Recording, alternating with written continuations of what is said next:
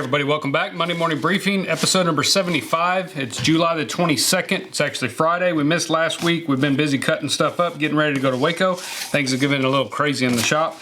Well, we got a weaver order yesterday, and I went up to the front to grab another glycerin bar, because if you've seen our edging video, you know that this is my kind of go-to for my edges, is using a little glycerin bar and water, and that's it, just buffing the edges up.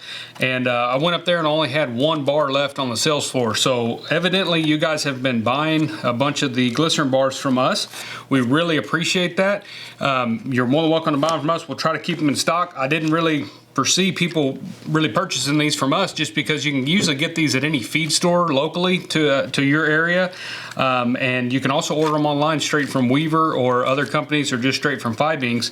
But I really appreciate that. So anyway, we got two boxes. I got two of these boxes in this week, and that way we can keep that full up at the front. Plus I need some, so I didn't want to run out right then. And like I said, there was only one left up there, so I thought, well, we'll go ahead and keep them coming. So we went ahead and ordered a couple cases of them, and that way we have them. A few things that we've been working on. One thing I forgot to mention at the last Monday video, but I don't know if you saw on our Instagram page, you may have seen, and it may have just been on our stories or something, I really can't remember, but I had posted a picture of a yacht rope lead rope. This is what we use. We use a yacht rope. I think this is 5/8 or 3/4 inch. You can get all the way up to 1 inch for lead ropes. They make a really, really nice lead rope for rope halters or any kind of halter. Really, I prefer the rope halters, and we got a bunch of this in. I actually bought it years ago. I had a big spool of it, and we needed a bunch of lead ropes for a good client, and then also for us at the house.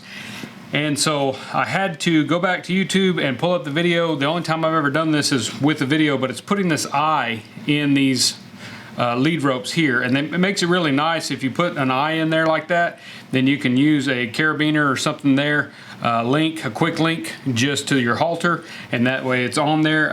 It's just something that we do, and it works out really good. But I wanted to mention it because doing this eye is almost like a magic trick or some wizardry. And if you want to watch how it's done and you want to try this, it's basically fed back into itself.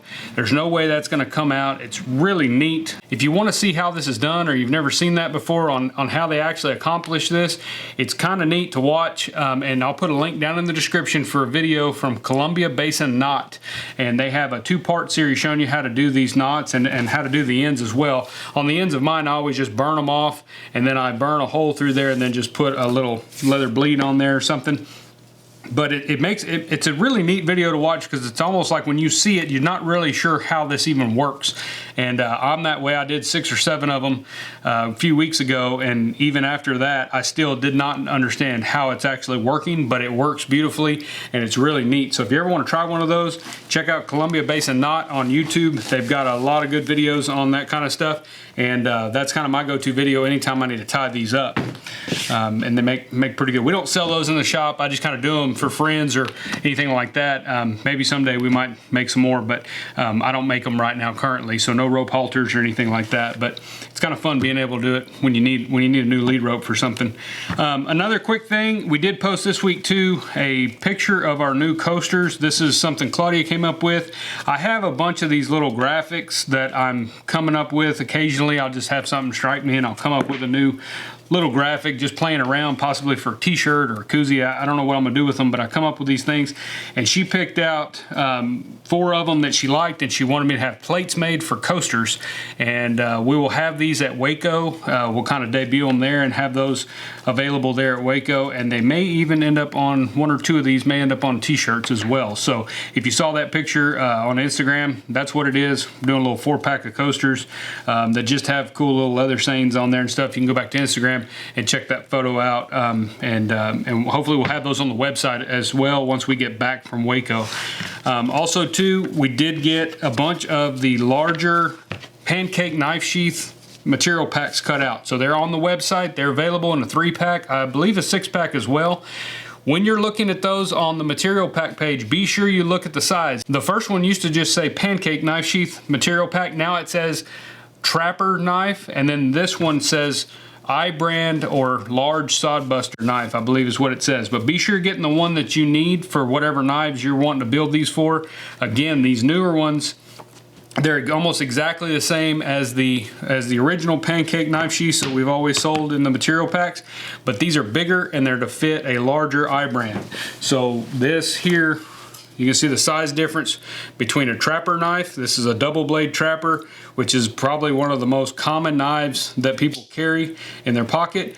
And this is a large sod buster, which is going to be comparable to the large eye brand knife that a lot of cowboys carry and stuff. So they'll fit other knives too. You just need to know, about sizing wise on how big a knife that you're wanting to build it for. Most of the time, the eye brand or the trapper size will fit the majority of knives that you're going to run across that people want a sheath for.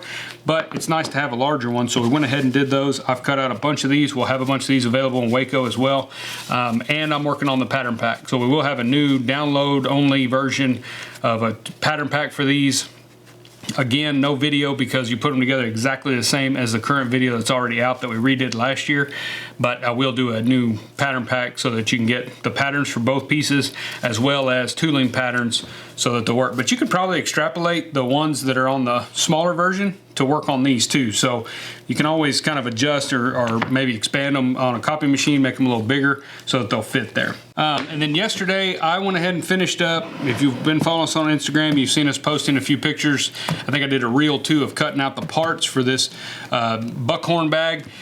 I made another one because the very first one we did last year and the one that we created the pattern pack and the project video for, that was for a client, and they took that bag obviously after they paid me. So we don't have that bag to display or so that you can see it in person. And so I thought, we're gonna be in Waco. I'd like to have one of these bags there so that you can kind of visualize it, look at it in person, kind of see how big it actually finishes out and that kind of thing if you've been interested in trying to make one of the Buckhorn bags.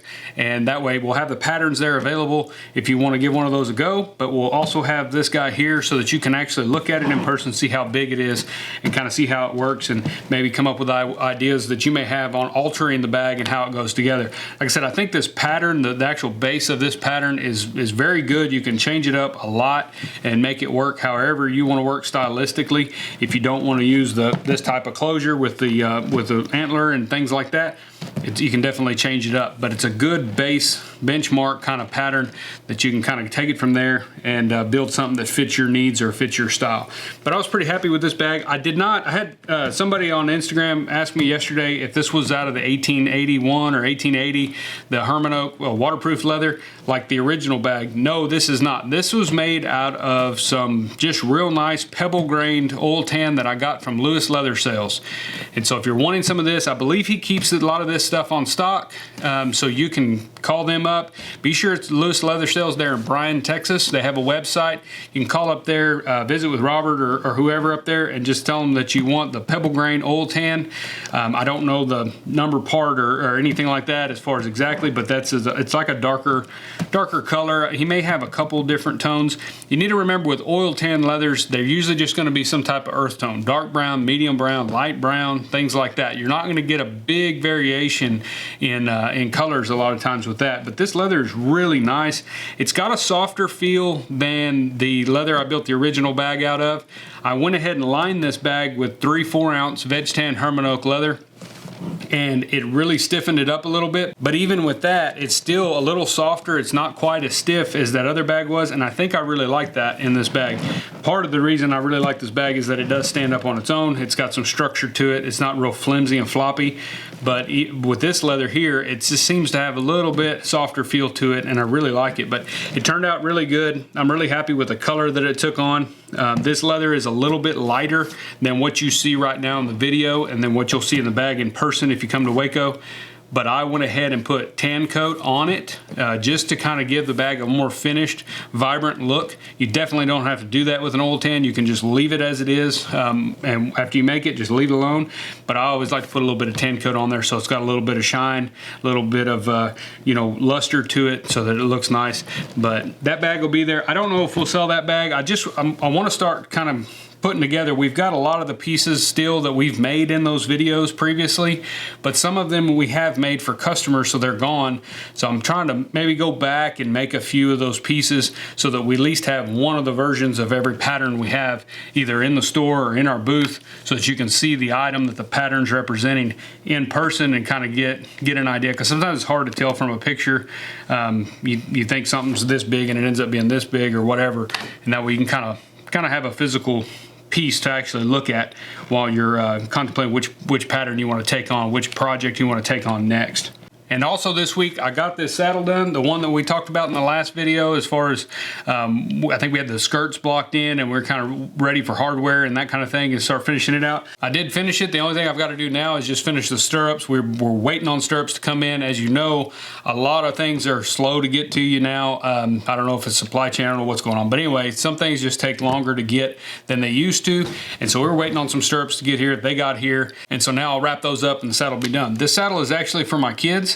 It's the first one that they're going to have that I built, and they really needed one. We bought them a couple just factory made saddles that were actually really well built. I was really pleased with them, and that's what they've been riding for the last couple of years. But they're actually getting too big for them already, and I was kind of shocked when I set my little girl. I had her sit in that. That's a 13.5-inch seat on that saddle, and I had her sit in it, and it actually fit her pretty well. It's not that much too big.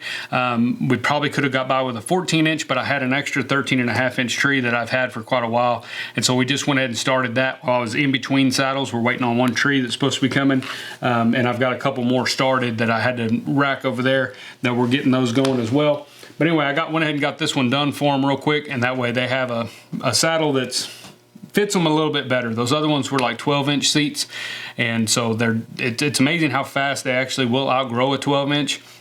And so I'd rather have them riding something full size where it fits a horse better and all that. The fenders on there, they're really short. I think they're 14-inch fenders, which I thought would look a little more funny than they do actually on that saddle. They really don't look that bad, but as they grow, like I said, they're going to keep growing. They're going to hit little growth spurts. We should be able to get a decent sized fender in there pretty quick for them. But for the most part this week, we've been working in the cut room in the mornings, trying to go through that leather that we've got, get everything cut up so that the website's back to being filled. We filled up the gun slings and the belt material packs. We've got some more blemishes we're about to put on there, and then a bunch of stuff on from the cut bench page too.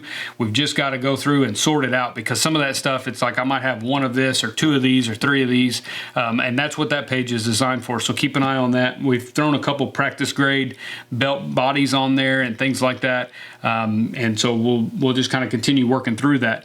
But I'm trying to get everything cut so that we've got everything ready to go. I think we're down to maybe 3 weeks to Waco, and that'll be August the 12th through the 14th. If you get a chance to go to that show, it'll be really good. We'll be there on the 9th, and we'll have our first class on the 10th, and we teach classes the 10th and the 11th, and then we'll move on into the show, which will start on Friday, and we'll have as much stuff there as I can get cut up, just like last year. As much stuff as I can, I'll have it there. Many patterns as we can, we'll have available, and we are working on, like I said, one more project video that I'm hoping will be out next week, and pattern pack as well, if not the following Monday or Tuesday, and it's going to be the spiral notebook video, and that's going to be the one we did on Instagram with that closure. We actually have been selling a bunch of those closure pieces. I had dies made for that because I thought I can use that anywhere, like we talked about last Monday video. And we've actually been selling quite a few of those. I had to refill Claudia's box of those. I just kind of snuck them on the website, and I may have mentioned it in the last video that there were some of those on there. But people have been buying them. I haven't really had an opportunity to show how to put those in yet. We will in the project video, but I'm sure you can figure it out. It's not really that difficult, but they're real handy. You don't have to cut them things out by hand, because cutting out those little pieces and all that, these are for what they cost. They're a lot easier to go ahead and buy those and just stick those in there and go to using them for a closure. But yeah, we're just working on that and going through. I did clean the shop a little bit yesterday, because between all these projects that we kind of wrapped up this week, the shop was an absolute wreck, which it kind of always stays that way anyway, but we got a bunch of stuff thrown out and sorted through. The cut room is a disaster. I've got leather everywhere back there, and just a lot of scrap I've got to go through and things like that. So we're trying to chop that up and get that on there for you guys, and that we all can get to work on making some projects and that kind of deal.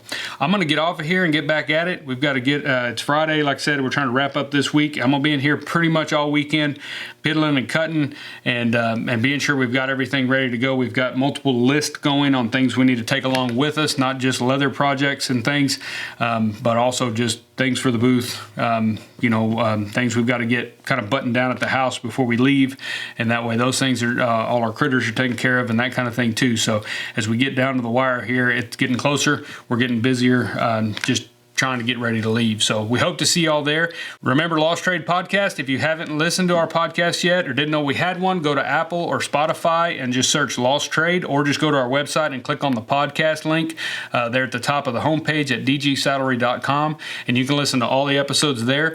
Last week's episode was with Bob Brenner with Pikes Peak Saddlery. You may know him because he actually wrote a book on pricing. I think he's the only one that's actually wrote a book on pricing projects for the leathercraft industry in particular, and he was just a really, really interesting interview, and pricing is one of the biggest topics that we talk about on that podcast. We don't really mean to do that, it just always seems to go that direction with the craftsmen that we're interviewing, and the listeners, we sure do get a lot of feedback of them letting us know that's their main pain point, that and marketing. And so we wanted to get somebody on that actually had some really good experience and maybe a little bit different view than other people as far as how to price, how to come up with your shop rate and those kind of things. He will be at Waco as well teaching a class, so if you have an opportunity to come to Waco and you would like to take his class on pricing, I've heard it's very, very informational, and you'll come out of there knowing what your shop rate needs to be based on your shop and your lifestyle and what you want to do and your goals. And so that would be a great class to take if you can. If you're going to make the trip there, try to sign up for Bob's class. But if you haven't already, go to Lost Trade, listen to his episode. I think you'll get a lot out of it. And I appreciate you guys watching, and we'll see y'all in the next Monday morning briefing.